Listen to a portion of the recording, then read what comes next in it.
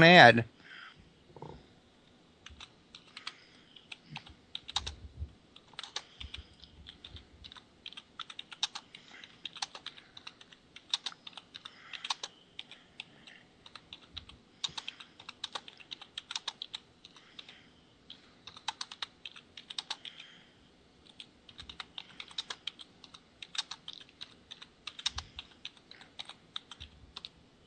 Ah, he's calling me.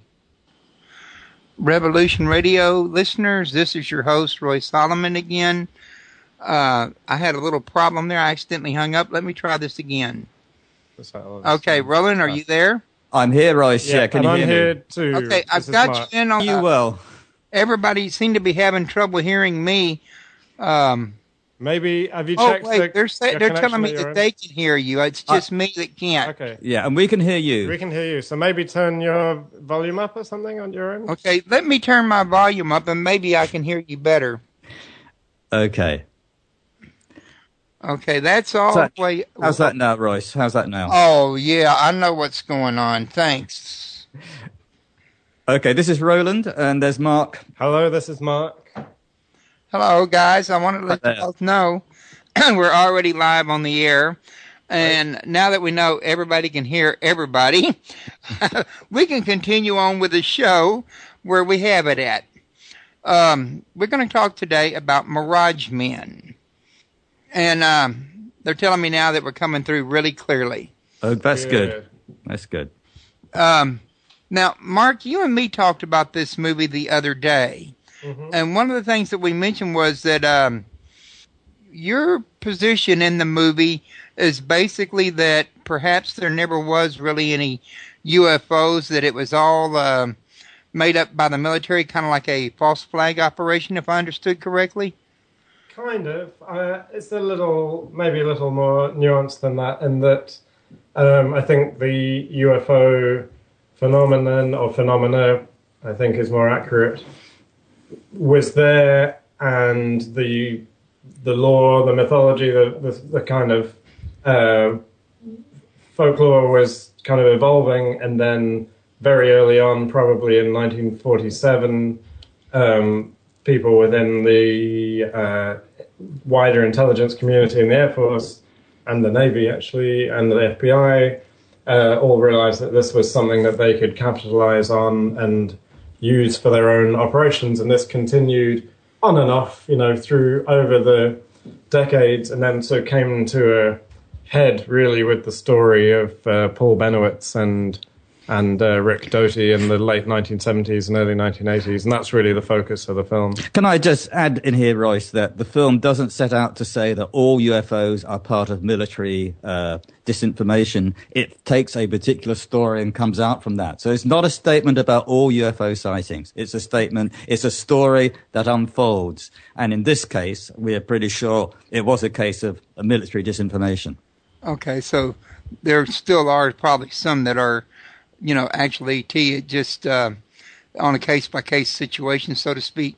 Yes, a UFO means unexplained flying object, so unidentified. So we're not saying we're not denying that the unidentified don't exist, and we're not making a global statement about all UFO sightings at all. Okay, I'm glad you clarified that so I can understand it better, and so the listeners can.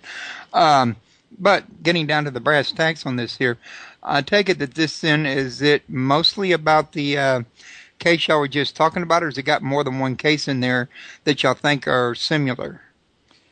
Well, in the film, we focus primarily on the activities of Richard Doty, who was in the late 70s and through to the mid-80s, was active within the Air Force Office of Special Investigations, the Air Force's FBI, but his activities involved several prominent members of the UFO community at that time, Paul Bennewitz, William Moore, Linda Moulton Howe, Gabe Valdez, and others. So, and the impact of his involvement with those people has spread far and wide and has continued to this day. But in my book, which came out 3.5 years ago, I kind of expand the Mirage Men thesis to take in a few more kind of key cases and incidents in the UFO history.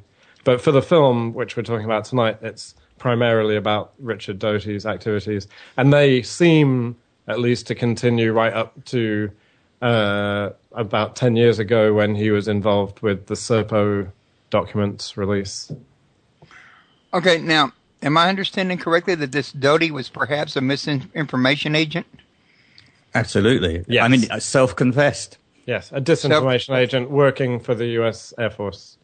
So then some of the information passed on about the Serpo project was disinfo as well. Well, we don't know. We can assume as much. I mean, Richard Doty, his fingerprints were kind of all over it by the end.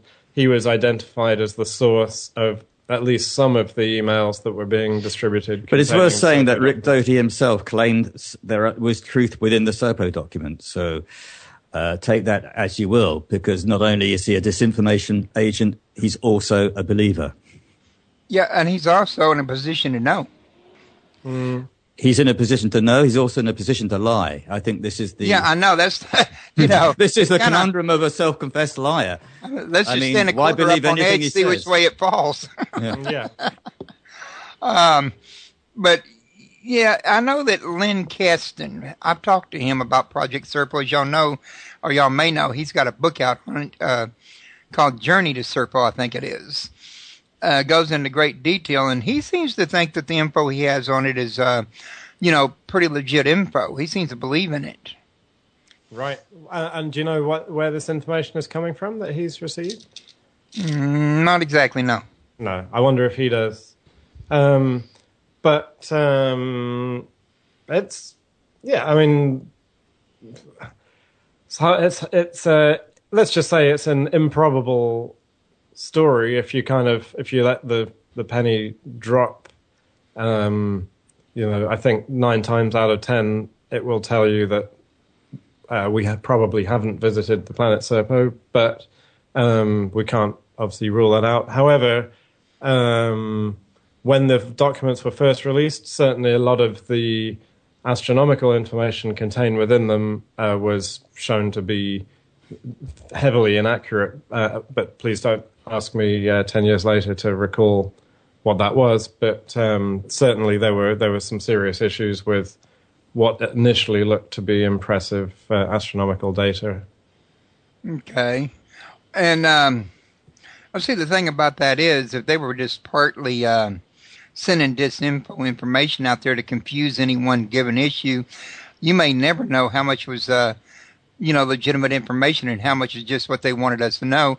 In fact, it wasn't not long ago that Grant Cameron was telling me live on the air that he thought that they deliberately ferried Bob Lazar around Area 51, letting him see what they wanted him to see for similar purposes, in other words.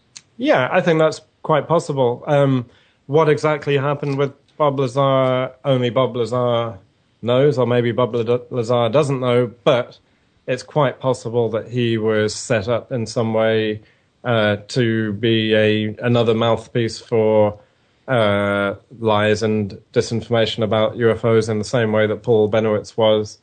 And Linda Howe was. 7 or 8 years, and Linda Moulton Howe was, and countless, not countless, several other people most certainly. Bob Emenegger. Bob Emenegger, yeah, in the mid-1970s, who features in our film. Dennis Balthaser was, who is in the deleted scenes for our film. I think that's quite possible with Lazar. What information did they feed to Dennis? I'm interested because he's one of my friends. He's Dennis. We love Dennis. He's a great guy. He was basically in the mid-90s. He told us an amazing story, which we interviewed him about, whereby 2 people claiming to be AFOSI, Air Force Office of Special Investigations agents, lured him out to, where was it, Roland? Do you remember? Somewhere quite far away. Like he was living in Roswell. Yeah, he told me about this story. Yeah, maybe Ohio. I can't remember. But they lured him out there and said, with the promise of a piece of the wreckage from the alleged Roswell spacecraft, and when he got there, he was told he met these AFOSI agents and was told that they'd taken hold of the material and told him basically to stop chasing UFOs, but they were real. And they spent 3 hours telling him that everything he believed was true, but that it was all under lock and key of the USG. But he's since, I saw him a couple of years ago actually in Roswell, and he's since said that it was the whole thing was a hoax, but he wouldn't elaborate on who had been hoaxing him, whether they were really AFOSI agents or whether they were pranksters of another sort. Who knows? And it doesn't matter. I mean, the ultimate message is that this is contributing to the wider UFO lore, and that's how it works. Stories become reality, and reality becomes stories. And the whole basic plan being to discredit all the people that are have credible testimony. Yes, I think you could say it has been quite effective in disabling the UFO topic or making it seem less serious. If that was an intention, I think they've been quite successful in that. Well, yeah, if you Google Linda Moulton Howe to this day, you'll find that she's got a good halfway following of people that, still find her credible, and another half that thinks that she's a misinfo agent herself, and yes, and it's not necessarily her fault. Well, of course, we've been called disinformation agents ourselves. We've been accused of working for the government. Yeah, I think anybody who spends even 10 minutes in this field ends up becoming labeled a disinformation agent. Even if you didn't do it, they're going to put the label on you, even if they don't trick you. In other words. Yeah, absolutely. Yes. And Linda certainly, she's a very committed and admirable researcher, but she fell prey to the Mirage Men very early on in her kind of research career. In what was it, 1982 or 3? She was led a merry dance by Richard Doty and AFOSI, and as she recalls in our film, and she's an incredible one of the incredible performances we have in the film. She recalls essentially having her mind blown by a document that Doty showed her concerning what the U.S. government knew about the extraterrestrial presence on Earth, and it literally turned out to be totally fake. It turned out to be totally fake, but at the same time, it blew her mind, and she's never stopped on that quest as a result, I think. Is there any possibility that it could have been a true document after all, but that it was just presented to her and others as being fake just to discredit her? Probably not. I mean, the material in the document is pretty far out, and it reflects a lot of material that was kind of doing the rounds at the time. So amongst other things, it says that all the major religious leaders, Jesus, Muhammad, Buddha, I'm sure some of the sort of Vedic Indian deities were all actually sort of extraterrestrials sent to Earth to lead humanity into our future. But it's worth saying that Doty himself says that some of the information in it is accurate. Yeah, maybe that bit. But not that bit. At the same time, he admits they played a trick on Linda and planted information within it deliberately to discredit her. So. Yeah. But interestingly, he didn't say what that was. So there's still something. I mean, one of the interesting things that Rick Doty says on camera is that he says, by his estimation, about 80% of what's out there is nonsense, and a lot of that nonsense originated with him or with other people working for AFOSI. So and he says there's a 20%. There's 20% that could be genuine, but that's for you to decide, I guess. Well, the thing I would have to ask at this point, guys, is how do we know Doty can be trusted now? He either lied then or lied now or lied both. I mean, what do we know what to believe from him? I think that's a very good question. If watching the film, and I've seen it probably the Doty interview hundreds of times, there are moments where Doty definitely seems to be lying. When he talks about the core story about having seen films of a live ET during his training program, he looks sincere and credible. If he's lying, then it's a fantastic performance. But to be honest, the more I see it, the less I'm sure which parts are true. This is part of the enigma of Richard Doty. And also, is he setting you guys up just to make it look like these guys are suckers? I mean, once you go so far with it, how far does the rabbit hole go would be my point. Well, yes, I think that's a reasonable point. That's a reasonable question. And we didn't put Doty on a lie detector. Whether that would have told us more, I don't know. I mean, I think people will come to their own conclusions about the parts which are true and the parts which are false. And there's also the possibility that Doty himself has spent such a lifetime lying, he's not sure now what is true and what is false. Or maybe Doty himself was a victim of disinformation. Or maybe he's still working for the government spreading disinformation. I mean, there's so many possibilities. I'm wondering, is he still working for the government, still spreading?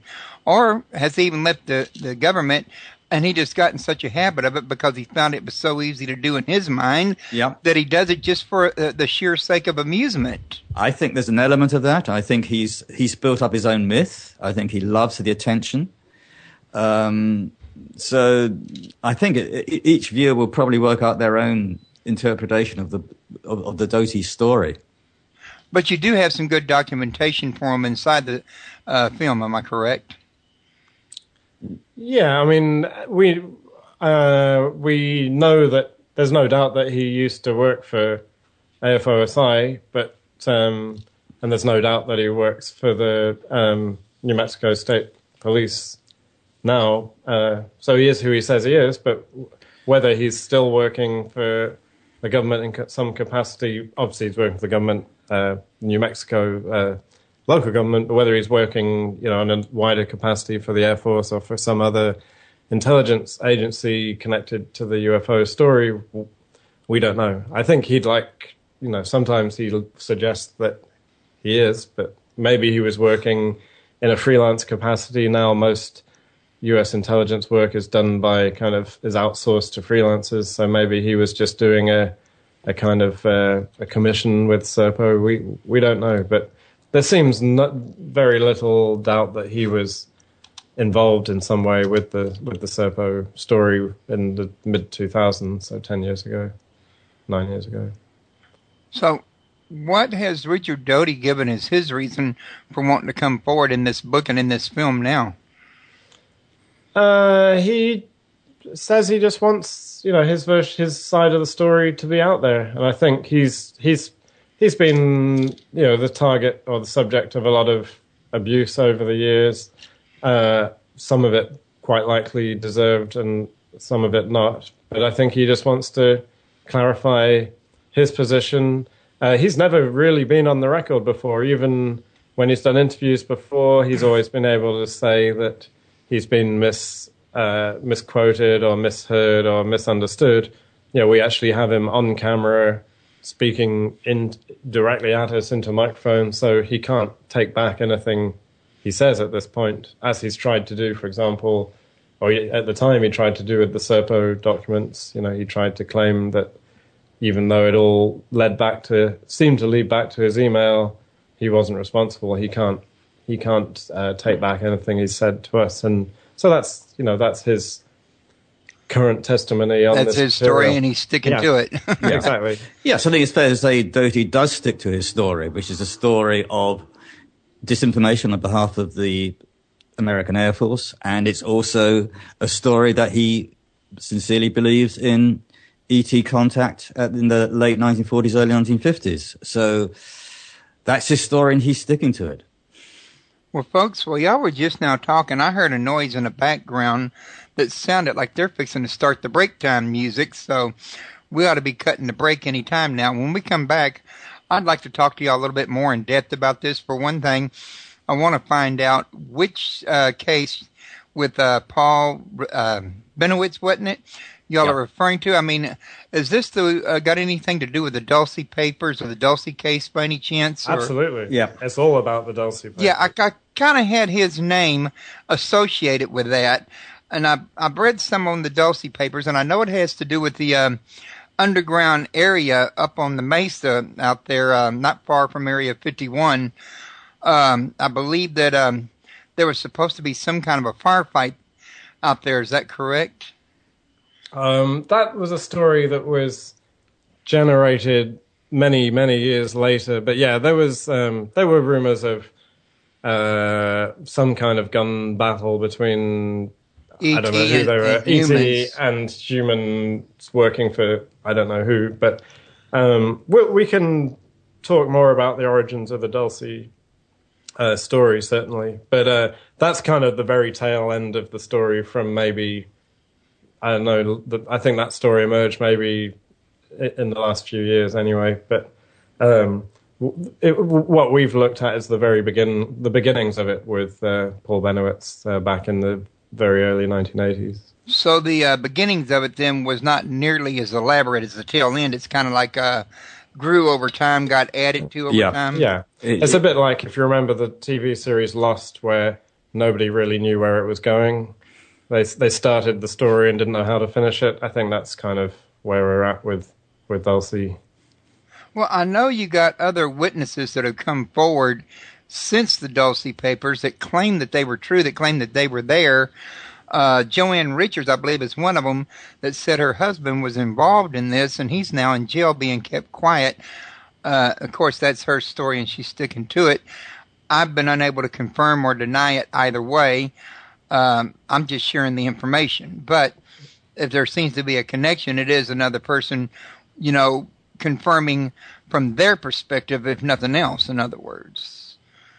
Yeah, and it's up to you if you want to believe the story or not. Yeah, and to me, to us, really, I mean, I think part of the point of the film is that they're all ultimately all we have are stories, and we can just run with them and see how they grow and evolve and flower, and then how they shape the future mythology of surrounding this material. And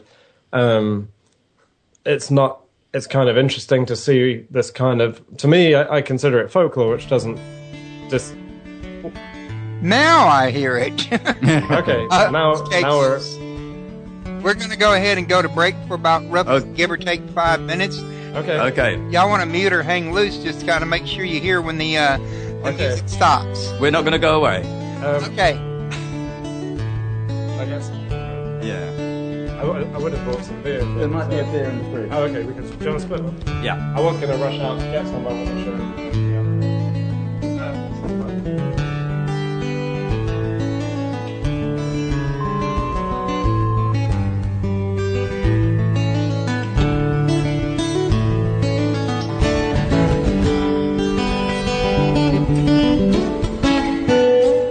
Revolution Radio at freedomslips.com, and we'll be right back after this message.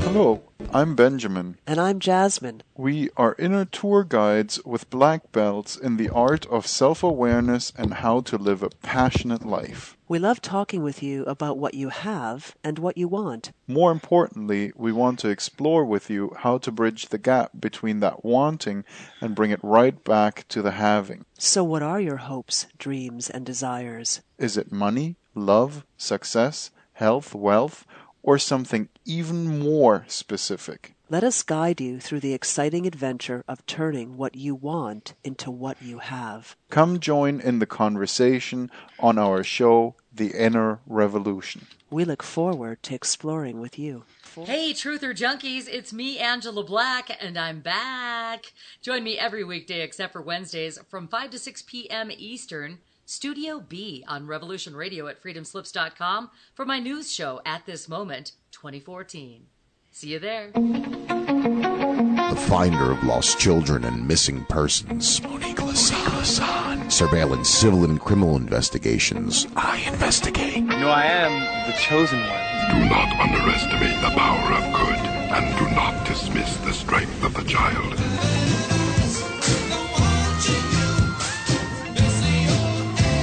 Yes, every Wednesday evening on Revolution Radio, come join our very own Eye Investigatrix, Monique Lasan, with her Private Eye X-Files. So you're the finder of lost children?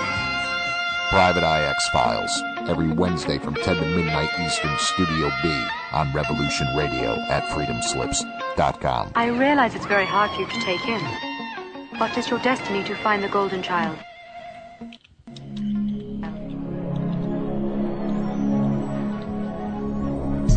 Ladies and gentlemen, can I please have your attention? I've just been handed an urgent news story, and I need all of you to stop what you're doing and listen.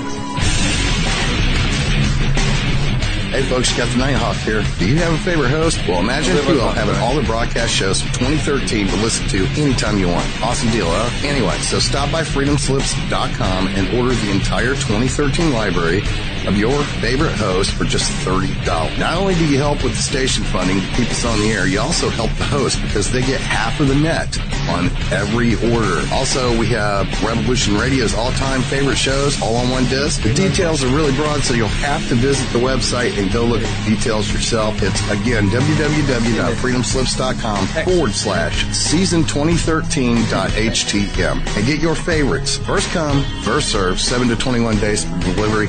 Thank you. This is Revolution Radio, freedomslips.com, where information never sleeps, including me. Later. We've got to stop them! They're going to kill us all!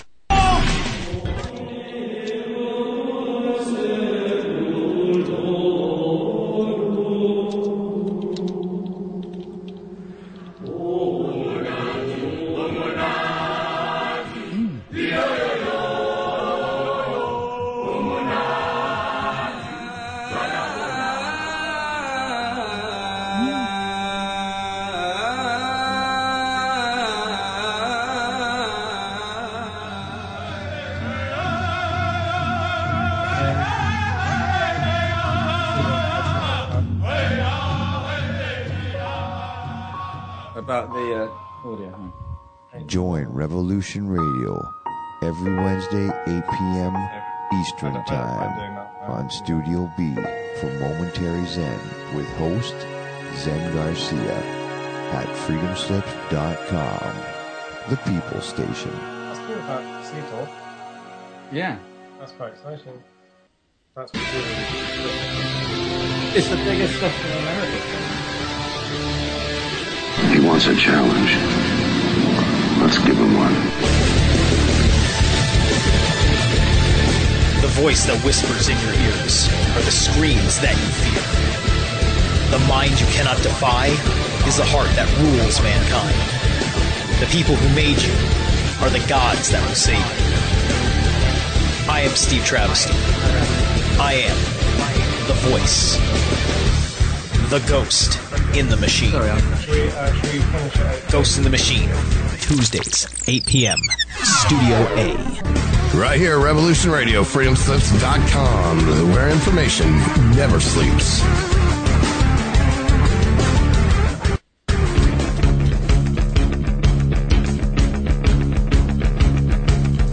Revolution Radio.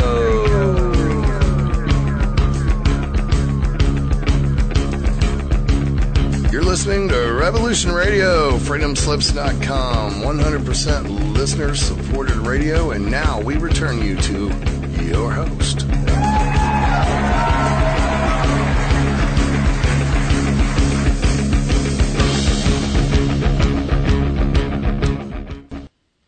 Folks, I'd like to apologize. When I first started this show today, I plumb smooth forgot to mention that Talk Now Radio is brought to you by Revolution Radio, listener-supported radio where information never sleeps. And if you'd like to keep Revolution Radio servers alive, we got the donation buttons right over here to the left. By being supported by the listeners, they don't have sponsors saying, well, if you're going to cover this kind of material, I don't want to support you and be a sponsor of you. it just keeps the information a little bit more free, in other words, and I think it helps you guys get a better picture of what's going on. Of course, you do have to evaluate it yourself, but it's worth the effort, I think. Also, I didn't mention yet that if you want to know more about this movie, you could go to www.miragemen.com. It's MIRAGEMEN.com. And they got all the information you need to know about the movie up there, as well as what they're covering here in the chat room with you guys. And I'm putting this link in the chat room for y'all. And also, don't forget, I've got my own show that I do on my own website every Wednesday at 7 and Saturday at 1. I'm always looking for live listeners over there. God knows my chat room gets boring. I'd love to have y'all over there. It requires membership, but membership is free. And it gets you into the forums, the photo gallery, the archives section, blogs, everything else that goes with the site. So I put that link in there also. Mark, Roland, are y'all back with me? We're here. Oh, I like the unition on that one. Yeah. in stereo. We should try it in harmony next time. Yeah. I thought that was pretty much in harmony. So, guys, we were just talking about the Dulce end of that. Now, you guys seem to have a little bit more familiarity with what went down at Dulce than I do. Can you kind of give us a briefing on that? Go on, Mark. Okay, well, it's a little complicated, but the way I see it in sort of late 1970s, mid to late 1970s, ranchers began to feel that someone or something was killing their cattle and mutilating them in a bizarre way, cutting out their udders, their sexual organs, their lips, nodes, their tongues, their lymph nodes, all sorts of things, that but leaving the dead animals behind. And this became something of a big story amongst the ranchers. And in 1979, a meeting was called in Albuquerque to kind of discuss the problem with, I think, with the senator and with the local police and whoever was responsible for looking after the cattle and the ranches.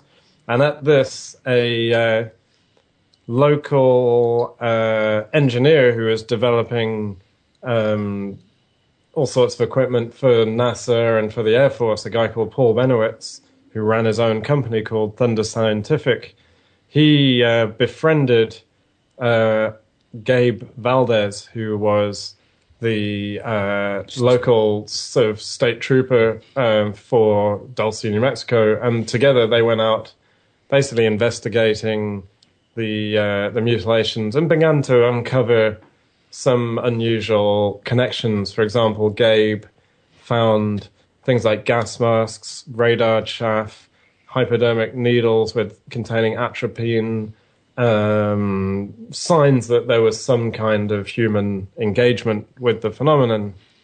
And around the same time, Richard Doty got in touch with Paul Benowitz. He was kind of, Benowitz began seeing strange lights kind of flying over Kirtland Air Force Base, which was near where he lived.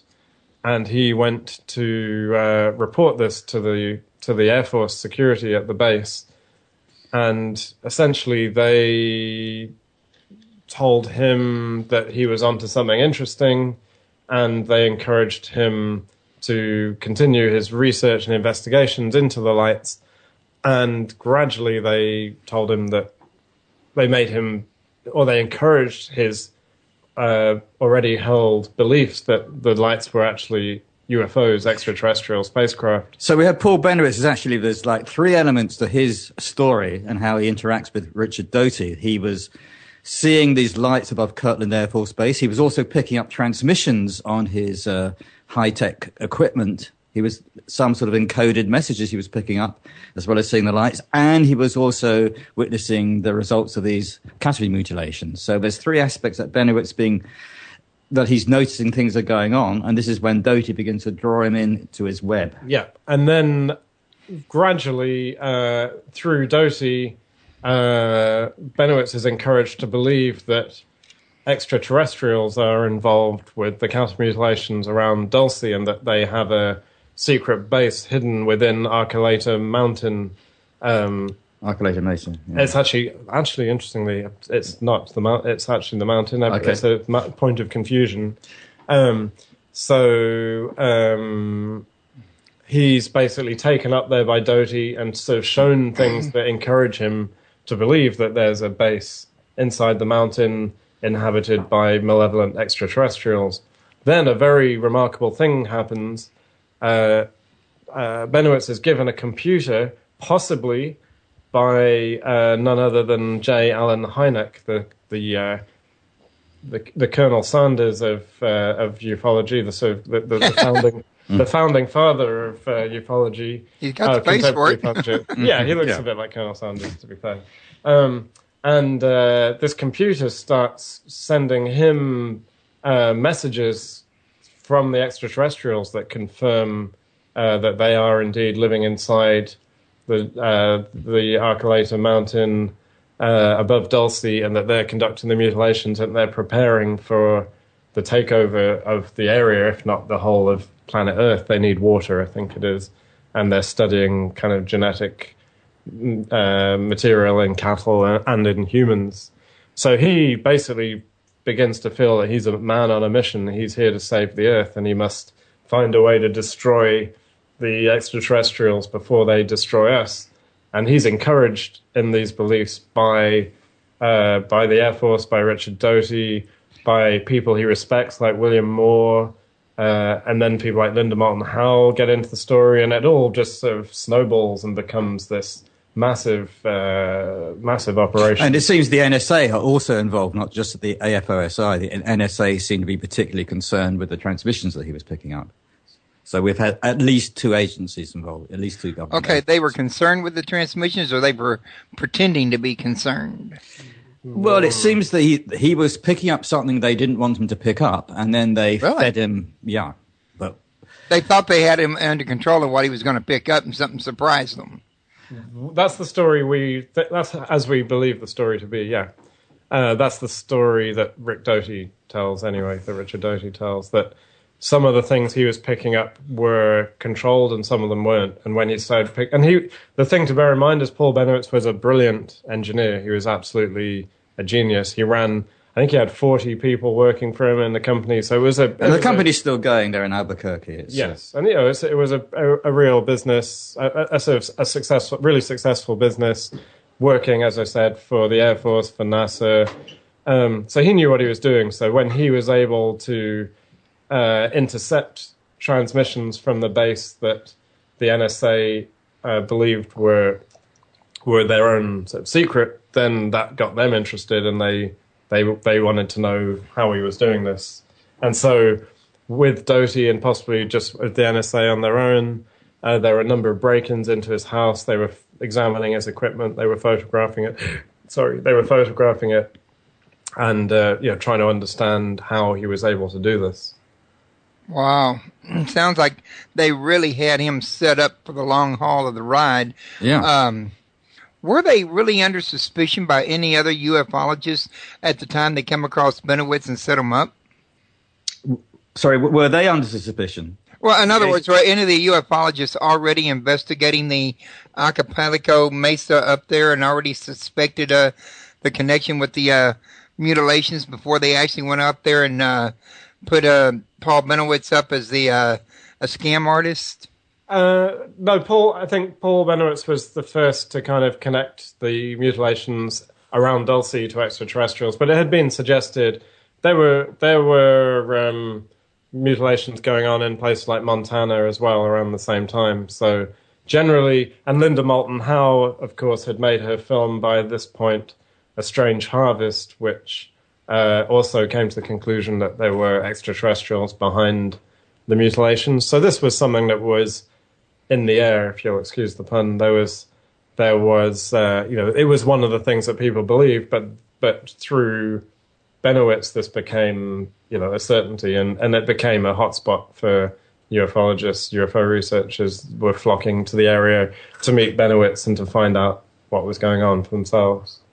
See, I was thinking maybe if something was actually going on there, and all the ufologists around that knew about it was snooping around, and they wanted them off their case, it'd be easy enough to set Benowitz up as a patsy and then discredit him, and then everybody starts saying, well, his case was no good, probably ain't nothing else no good, and everybody just get off the case, in other words. I think it's certainly fair to say that Benowitz alone wasn't just the target, because they could have told Benowitz just to stop. He was a patriot, he was a serious engineer and a supplier to NASA, I believe.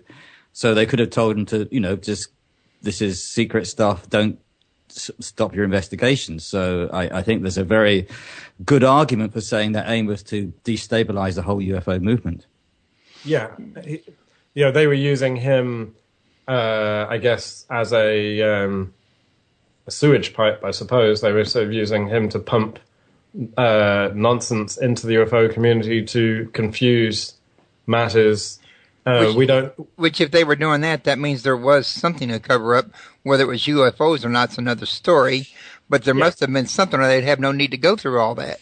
Absolutely, yes. And our own conclusion is that, and if you look at my book, the conclusion I draw there, and we sort of refer to in the film, is that it was connected to the development of the stealth aircraft, which were being being built and flown kind of in exactly the same period that we're discussing that all this was going on.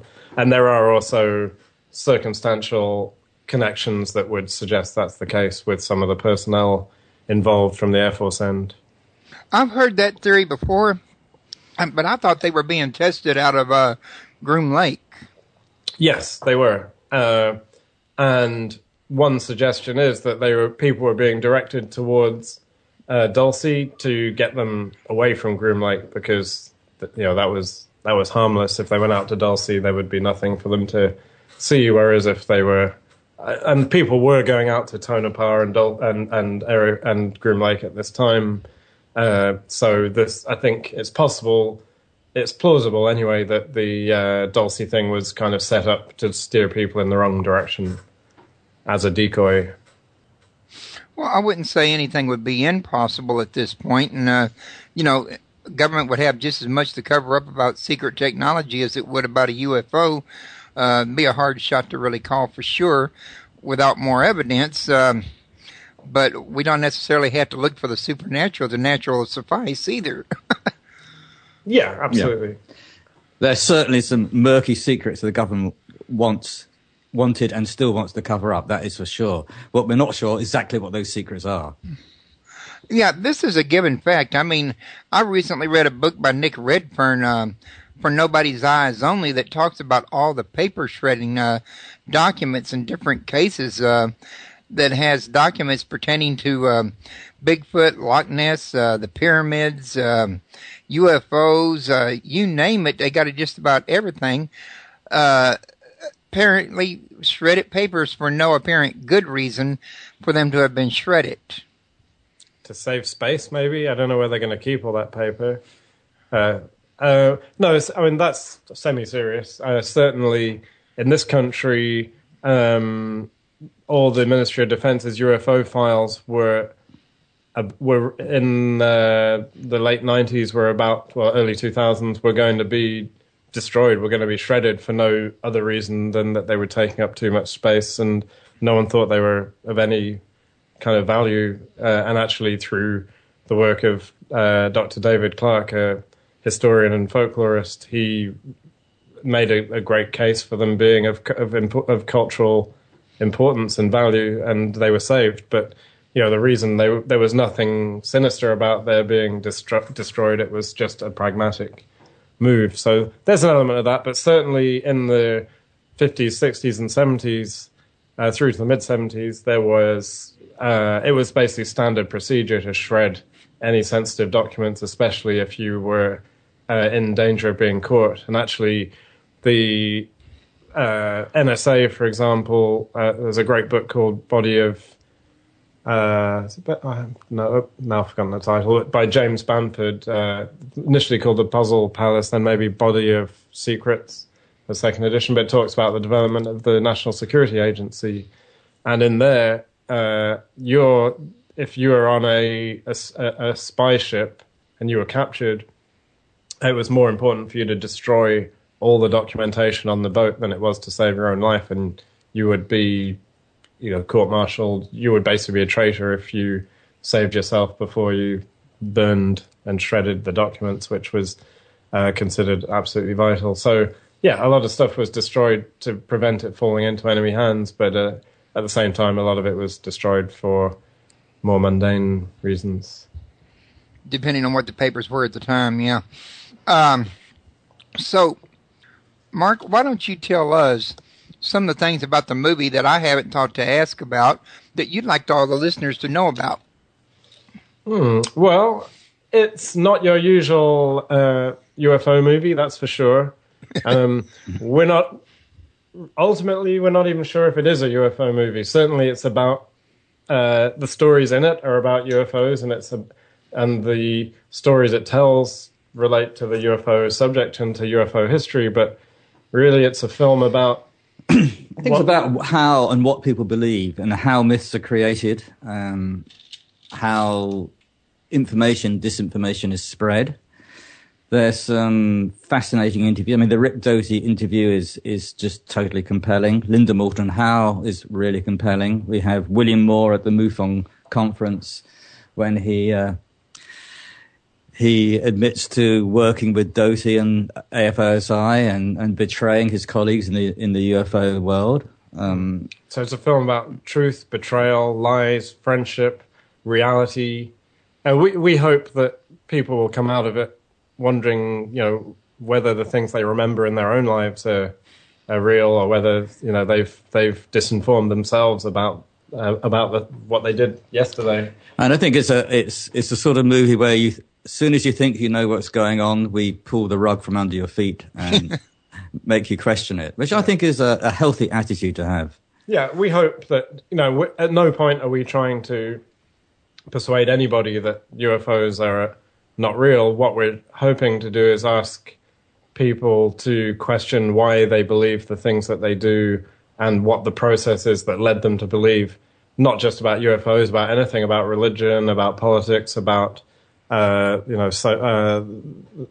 environment, social structures that they live in, to question everything, really. And also, I hope we treat the people in the movie with respect. We're not out to make fools of people. We actually treat people and their beliefs and their convictions and their observations respectfully. And absolutely, yeah. It's not a sort of look at these people with silly ideas at all. Right. No, it's and we genuinely think that everyone we spoke to is in their own way a hero and a victim. I think even while a lot of people feel there's a lot of ill feeling towards Richard Doty, but we've come out of this thinking he's as much a victim as he is a villain. A villain, yeah. I mean, he may well have been subject to as much disinformation as he was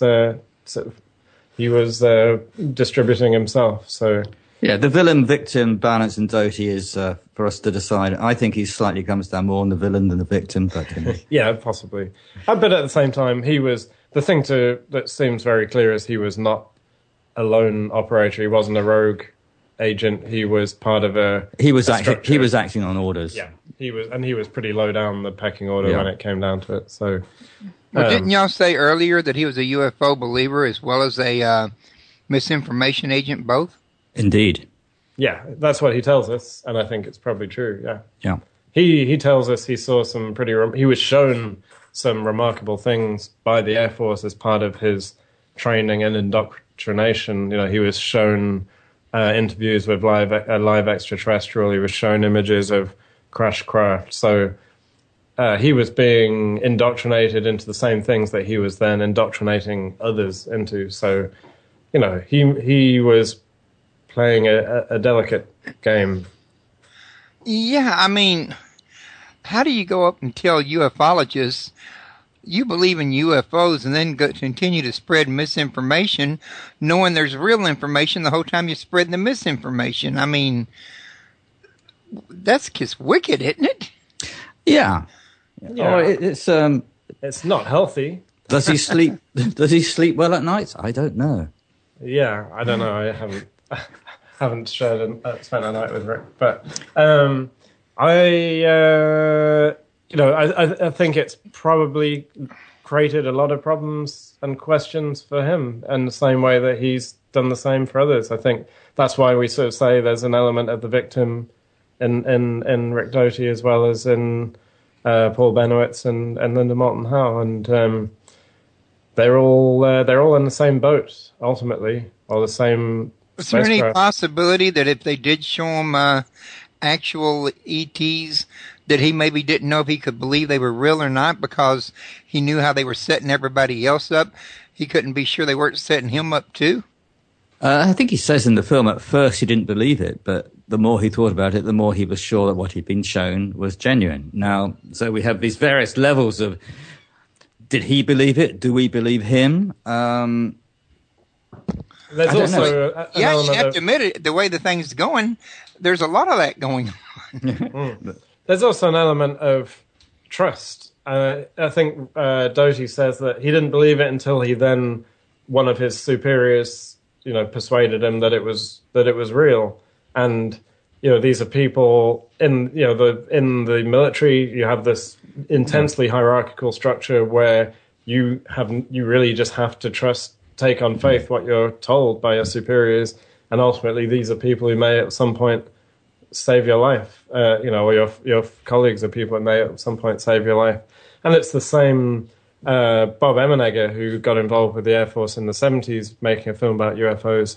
He said he didn't believe it until a senior colonel essentially told him that it was all true, and you have to just take that on board. And Emenegger was someone who was also, led a merry dance and, promised footage that was never materialized, but at the same time, he believed that there was contact with extraterrestrials.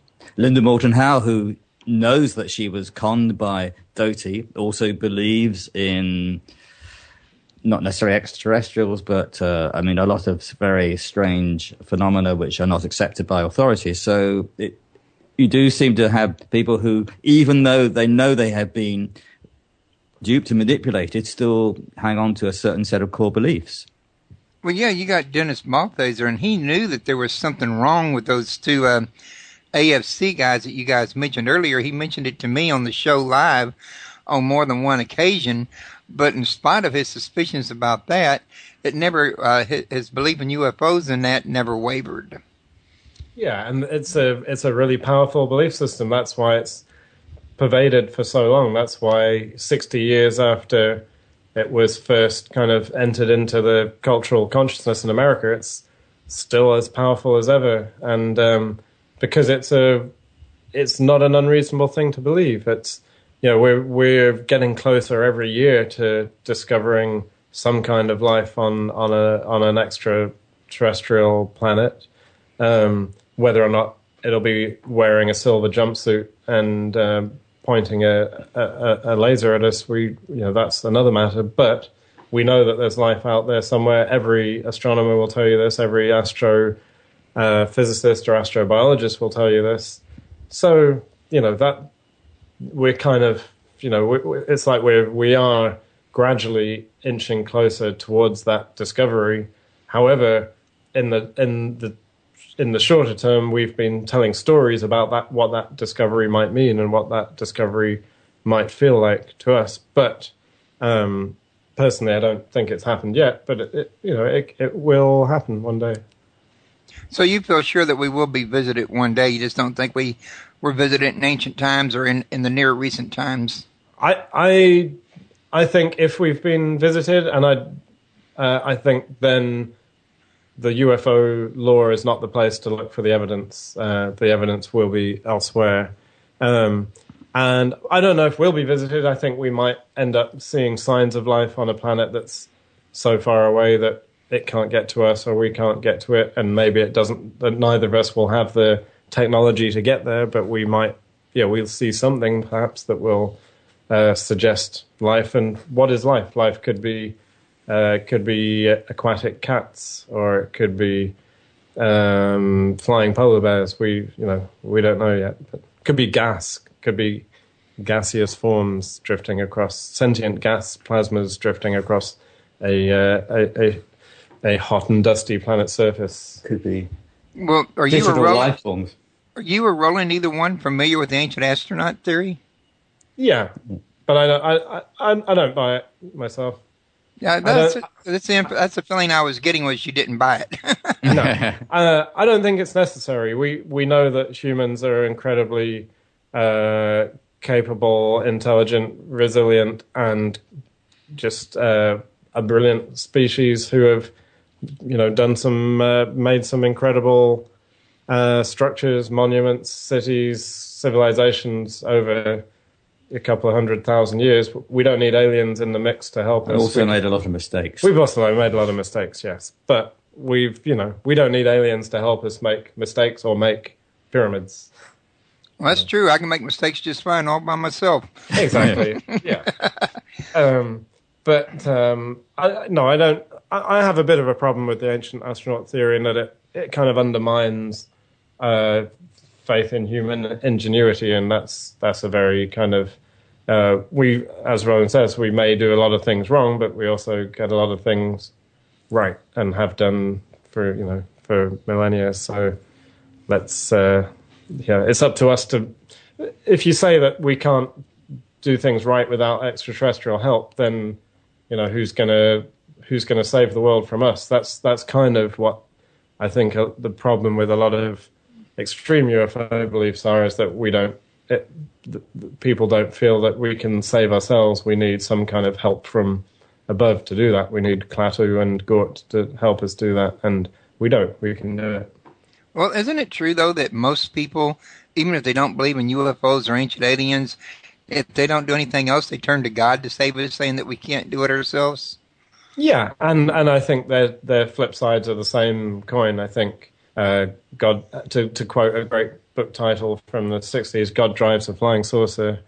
And, I think people, in some respects, for some people believe in, a Christian God, a Muslim God, a Hindu deities. Others believe in extraterrestrials. They're just different forms of faith. They're all different faith systems, and none of them has the edge on the other. They're all equally valid as far as I'm concerned. So you take the more scientific approach. Yeah, and I think believing in many ways, believing in extraterrestrials and extraterrestrial visitors and advanced extraterrestrial civilizations is maybe more reasonable. It's definitely more reasonable and certainly more scientifically valid than believing in an invisible man up in the sky with lightning bolts. Yeah, that guy. Yeah. But yeah, and I think a lot of times it has to go back to, like you said earlier, deals with faith. I mean, there's some things you can't prove, and you're either going to believe it on faith, or you're not going to believe it at all. That's right. That's right. Comes right down to it, though. Even when you're dealing with science, especially when you get into quantum mechanics, it still ends up boiling down to that at some point, doesn't it? Yeah. Oh, yeah. And there's plenty of faith in science, but it's it's been worked out to a kind of, it's been hypothesized and tested and sketched out to a pretty thorough degree, and usually, certainly, people have goals, have distant ideas on the horizon. The Higgs boson, for example, but they found that, and it had been hypothesized into existence. You might say it had been theorized into existence. But they're all faith systems, and they're all in another 1,000 years, people may laugh at us for believing in the Higgs boson in the way that we might sort of chuckle at medieval monks arguing about how many angels can dance on the head of a pin. Okay, everybody, I'm showing that we got 30 minutes remaining in this show, and I've seen no questions in the chat room yet. I've seen a lot of chatter going on, but no questions. And I put the phone number into the chat room a couple, 3 times now. It's 347-688-2902, and that's on Studio A. Please feel free to call in or ask a question in chat during the last 30 minutes we're going to be chatting on here. Before I let you guys go, have y'all got any other movies in the making? Not at the moment. We've got things in development which we can't actually yet talk about, but we've only just finished this movie. We've got a TV version as well, which is a shorter, simplified version, which we like the full version because it has just more stuff in it. And we're also on the DVD. We hope to bring out a load of extras, like Dennis Balthaser, who's not on the main movie, will be on the extras. There'll be a lot more of the interview of Rick. Yeah, we might even have all of the uncut Rick Doty interview, which and that the super geek version. The DVD's coming out in June. So look out for that. But in the short term, as you said earlier, www.miragemen.com is or where Mirage Men, as you say. Or Mirage Men. We say Mirage Men. Is where you can find the film. Oh, did I pronounce it incorrectly? Well, no. You correctly. pronounce it in the American way. Yeah. Oh, well, we're a bunch of limeys. But so and all we hope is that people will watch the film and come to their own conclusions. And we're not trying to really persuade anyone of anything. We're just trying to tell a story and raise a few interesting questions. Well, I think questions are always a good thing, and I think the questions you bring up on this are valid because it's a well-known fact that there's misinfo agents out there, and God knows that people will grab their information, they'll run with it like it's the gospel truth, they'll get inside Yahoo groups and on different forums, and they'll start flame wars, and nothing constructive can go down with everybody telling everybody how wrong they are and how stupid they are. Absolutely, yeah. And that's, you've got it. And all of this when neither side can prove their point. Mm-hmm. No, absolutely. And there are out there are stories at this point. So, well, yeah, there's stories. For me, I think some of them has a better offering of evidence than others, but I have yet to see anything to prove that ancient aliens visited us. I've seen some information on it, some evidence on it that I thought was pretty convincing, but convincing evidence and proof are two different things, in other words. Mm-hmm. Same thing with the UFO phenomena, ghost, almost anything out there you can imagine that I cover.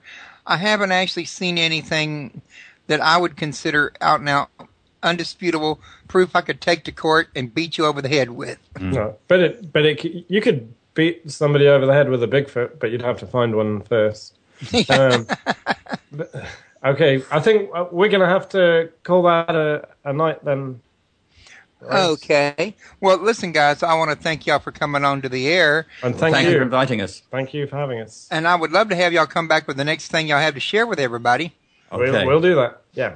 Okay, doke.